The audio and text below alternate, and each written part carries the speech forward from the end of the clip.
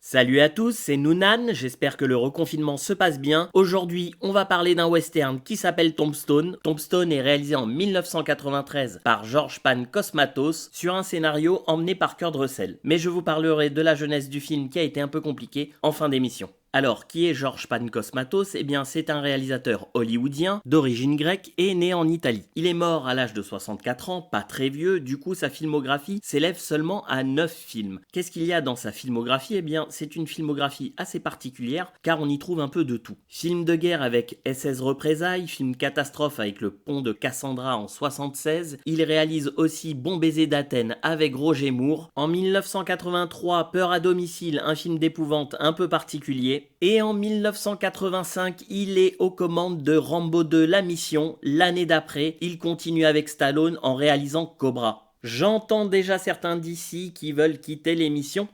Restez 2 secondes, je vous explique. Alors il faut savoir qu'on est dans les années 80, dans le milieu des années 80, et les actionneurs, les films d'action américains, sont pour bon nombre des films d'iconisation des héros de l'Amérique. Et pour cela, Hollywood fait souvent appel à ce qu'on appelle des faiseurs, et George Pan Cosmatos en fait clairement partie. En 1989, Cosmatos réalise un film d'horreur qui s'appelle Léviathan, et qui se trouve être une sorte de mix entre The Thing, Abyss ou encore Alien. Bon, jusque-là, la filmographie de Cosmatos n'a rien d'extraordinaire. Son Rambo 2 n'a pas l'ampleur dramatique ni la profondeur de son premier opus réalisé par Ted Kotcheff. Mais en 1993 arrive donc Tombstone. Et là, à mes yeux, on est dans une qualité de production qui est bien supérieure à celle que je vous ai citée avant. Tombstone est le genre de western moderne, comme on dit, vu sa date de production, mais qui atteint presque instantanément son statut de classique du genre. Alors de quoi parle ce western ? Eh bien, il parle de l'histoire vraie de Wyatt Earp, qui arriva dans la ville de Tombstone avec ses 2 frères pour faire fortune. Au casting de la fratrie, dont Kurt Russell dans le rôle de Wyatt Earp,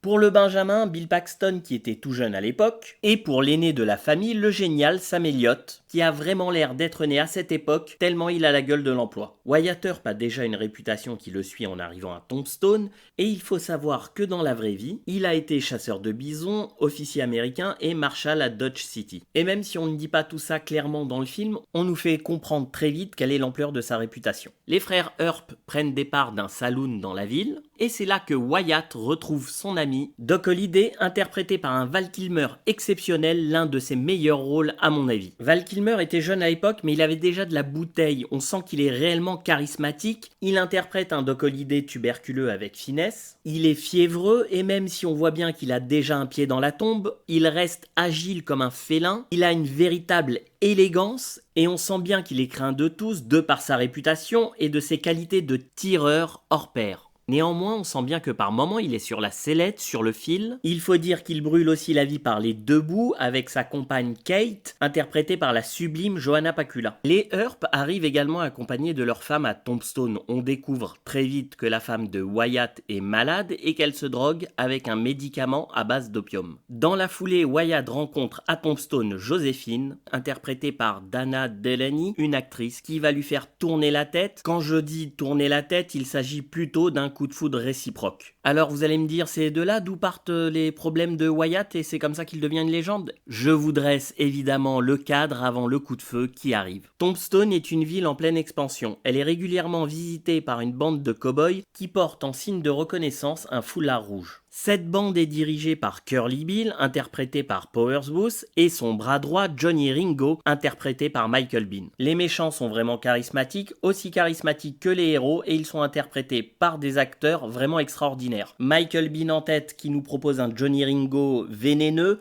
de réputation aussi rapide et dangereux que Doc Holliday. Ces antagonistes sont montrés tout de suite dans une scène d'ouverture assez brutale pour nous confronter vraiment à la violence à laquelle vont devoir faire face nos héros. Les Earp s'adaptent très bien à la ville de Tombstone et à leur nouvelle affaire, mais le jour vient où les Earp se retrouvent confrontés au foulard rouge. Curly Bill sous abat le shérif de la ville, puis est neutralisé dans la foulée par Wyatt, ses frères et Doc Holliday. Curly Bill sera très vite relâché, Corruption et circonstances atténuantes, à la suite de ces événements, Virgil, le frère de Wyatt, décide de reprendre l'étoile pour défendre la ville. Il fait adjoint Morgan, leur jeune frère. Les Earps sont évidemment dans le collimateur de la bande de Curly Bill, mais Wyatt décide de continuer à faire tourner son affaire, plutôt que de rejoindre Virgil et Morgan en défenseurs de la loi. Mais arrive le soir où le foulard rouge Ike Clayton fait des siennes face à Doc Holliday dans le bar de Wyatt. Ike Clayton est typiquement le genre de personnage lâche qui se sent fort que lorsqu'il est entouré de ses amis, et c'est typiquement le genre de personnage qu'on aime détester dans les westerns. Évidemment, les menaces fusent et le lendemain, Ike et quelques cow-boys attendent les Earps pour leur faire la peau. Cette fois, Wyatt accepte de revêtir l'étoile pour avoir la loi avec lui. Doc Holliday, son fidèle ami, l'accompagne, lui et ses frères. Ils se rendent près d'une écurie appelée Hockey Corral. Si ce nom résonne dans vos oreilles, c'est normal. Cet événement légendaire de l'Ouest a déjà fait l'objet d'adaptations au cinéma. Alors tout à l'heure, j'ai employé le mot d'iconisation. Eh bien, ici, je peux vous dire, mes amis, qu'on est en plein dedans. Quand nos 4 héros remontent la rue pour se rendre à ce duel, la mise en scène est incroyable. Ce plan d'ailleurs sera réutilisé au moment du début du générique de fin,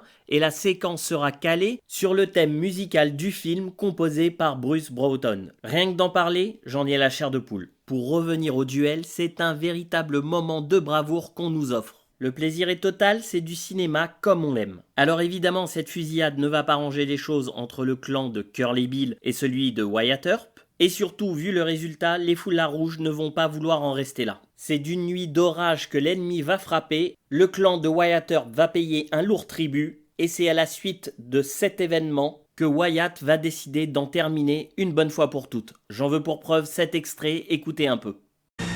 You tell him I'm coming, and hell's coming with me, you hear? Hell's coming with me!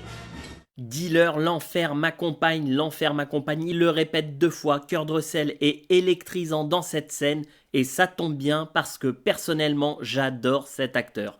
Et là, je suis servi. Les scènes qui suivent sont vraiment superbes, alternance de plans larges sur des paysages magnifiques, puis des plans plus serrés, on a donc vraiment affaire à un découpage très western, c'est vraiment du grand spectacle, la dernière partie se concentre sur la chevauchée vengeresse, mais ce n'est pas pour autant que les enjeux dramatiques sont pliés. Non, il faut aller vraiment jusqu'au bout du film, l'émotion reste intacte jusqu'à la fin, les scènes d'amitié entre Wyatt Earp et Doc Holliday sont vraiment touchantes. Je pense à une scène en particulier à la fin, et je ne vous spoil rien en vous disant ça, je pense même à 2 scènes. Et l'alchimie vraiment entre Kurt Russell et Val Kilmer fait que cette amitié fonctionne vraiment, on y croit, et on va jusqu'au bout de l'aventure avec eux. Les duels sont vraiment tels qu'ils étaient à l'époque, car on a souvent l'impression qu'ils sont toujours à 10, 20, 30 mètres. Or, ce n'est pas vraiment le cas, je me suis un peu documenté sur la question. C'est souvent que les duels, au contraire, étaient très proches, les duels étaient très rapprochés. On voit donc que le film est très bien documenté sur d'autres aspects également. Les acteurs se sont vraiment fait la tête des personnages historiques qu'ils interprètent. Je pense notamment à leur moustache, surtout pour Wyatt Earp. Les saloons, on sent vraiment la fumée, on a l'impression d'y être. Il y a des figurants, ça brasse. Et ça, c'est génial, parce qu'il n'y a rien de pire qu'un western où il n'y a pas de figurants, où on a l'impression d'être dans un saloon, où il n'y a que 3 personnes, et quand on en sort, les rues sont désertes. Alors, sauf si c'est fait exprès, il n'y a rien de pire qu'une ville de western qui n'est pas habitée. Ici, c'est tout l'inverse. Tout est vraiment bien fait, tout est détaillé. Les joueurs aux tables de jeu, les gens au comptoir, il y a aussi beaucoup de personnages secondaires qui sont très bien écrits. En résumé, il y a de la vie. Alors vous l'aurez compris, j'adore ce western, j'adore ce film, c'est le type de film très années 90 qu'on peut revoir plusieurs fois sans problème. Alors en début d'émission, je vous ai dit que je vous parlerai un petit peu de la jeunesse du film, et c'est le moment, car au départ ce scénario écrit par Kevin Jarre devait être réalisé avec Kevin Costner qui voulait faire un film sur Wyatt Earp. Mais pour des divergences artistiques, Kevin Costner est parti de son côté faire un film plus intime sur Wyatt Earp qui est sorti un peu après Tombstone et qui n'a pas marché. Kurt Russell, lui, très intéressé par le scénario de Kevin Jarre, reprend donc le projet et l'emmène en production.